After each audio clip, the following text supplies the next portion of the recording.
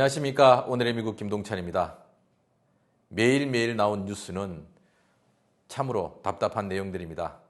이번에도 텍사스에서 총기 난사 사건이 있어서 한인 일가족이 거의 다 사망하는 일이 발생하고 있습니다.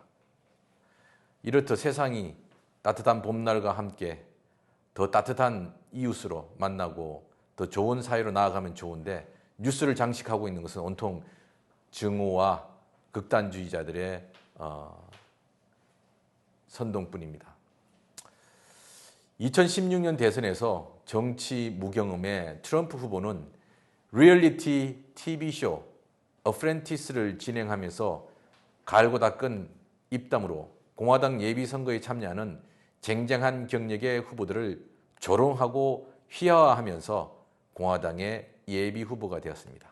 이어서 11월 본선거에서는 여성을 비하하고 유색인종과 이민자들에 대한 증오의 언어를 쏟아내고 중국은 물론 동맹국들과의 무역수지 불균형을 지적하면서 미국이 심각한 경제 침탈을 당하고 있다고 선동하여 대통령에 당선이 되었습니다.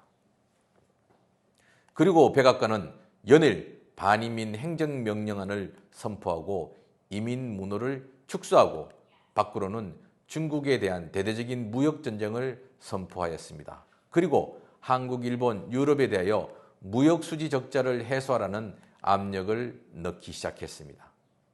트럼프의 반이민 이슈는 또한 전 세계로 퍼져나갔고 각 나라들이 전쟁과 자연재해로 인한 난민들의 입국을 봉쇄하기 시작하였습니다. 이 와중에 중국의 우한에서 코로나 바이러스가 발생하더니 삽시간에 전 세계로 퍼져 수천만 명이 사망하고 수개월 동안 인류는 집 밖에 나가지 못하는 그야말로 팬데믹을 겪게 되었습니다. 이때도 트럼프는 차이나 바이러스라고 하면서 중국의 책임을 내세웠습니다.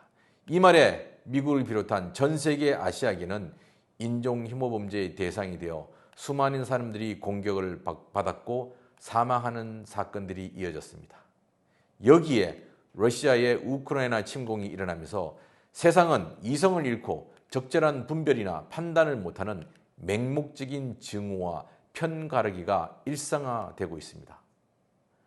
포르투갈 출신의 주제 사마라구 작가는 1995년 눈먼 자들의 도시라는 소설을 통해서 이성을 잃은 맹목은 옳고 그름, 참과 거짓을 가릴 수 없다는 것을 고발하고 있습니다. 어느 날 한 남자가 갑자기 눈이 보이지 않아 안과를 찾았는데 그와 접촉한 모든 사람들의 눈이 갑자기 멀게 된 것입니다.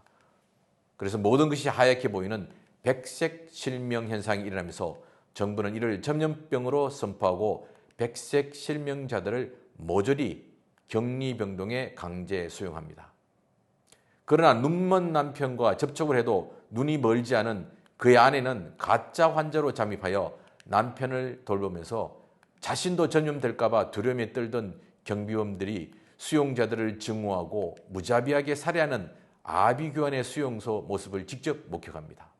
뿐만 아니라 수용자들끼리도 억압과 폭력의 구조가 형성되면서 비인간적인 만행을 저지르는 그런 무리가 나타나고 그의 아내는 그 두목을 살해하고 수용소에 불을 지르고 병원 밖으로 탈출했습니다. 그런데 수용소를 지키던 군인들도 이미 눈이 멀어 다 사라지고 시내에는 눈먼 사람들이 먹을 것을 찾아 헤매고 쓰레기 더미가 그들의 생활터전이 되었습니다. 그의 아내는 남편과 몇 사람을 데리고 자신의 집으로 돌아오고 어느 날 기적처럼 맨 처음 눈이 보이지 않게 된 남자부터 시력이 회복되기 시작했습니다. 이어서 다른 사람들도 점차 시력을 되찾는다는 그런 내용입니다.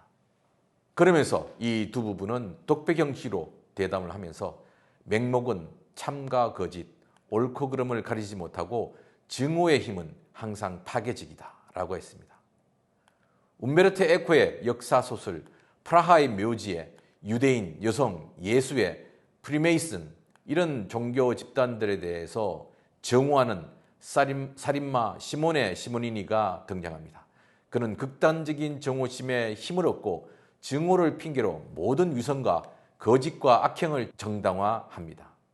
증오는 분노에서 시작합니다. 그러나 분노는 분출되면서 약화되지만 증오는 더욱더 지속이 되죠. 그래서 맹목과 증오가 만나면 광적인 파괴가 일어납니다. 인종과 종교 분쟁 그리고 진영 대결이 노골화되고 있는 이 시대에 소외되고 인문학적 사색이 빈약한 현대인의 삶에 증오의 씨앗이 자라나고 있습니다. 그런데 여기에 맹목이 결합되는 순간 인류는 또다시 엄청난 광기의 시대를 맞이하게 될 수도 있습니다.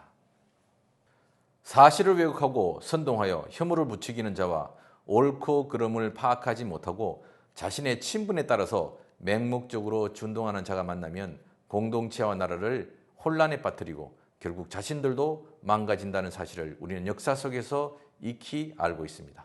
우리는 나치와 일본 군국주의 그리고 홍위병의 광기가 어떻게 나라를 파괴하고 자신들도 파괴하였는지를 알고 있습니다. 그래서 민주주의는 늘 정오와 맹목이 만나는 것을 경계하면서 자기 공동체와 나라의 일꾼을 뽑아야 합니다. 그러기 위해서는 공동체, 나라 그리고 인간에 대한 사랑과 사리 분별력이 있는 그런 유권자의 의식이 더욱더 중요하다고 하겠습니다.